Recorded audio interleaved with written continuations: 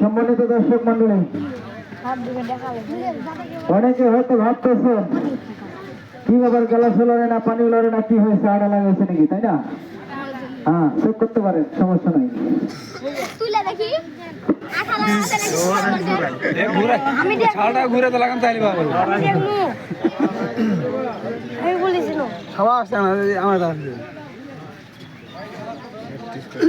ভাই ও সাকা সারা দেশ ধরে তো ঠ্যাং ধরে ঘুরে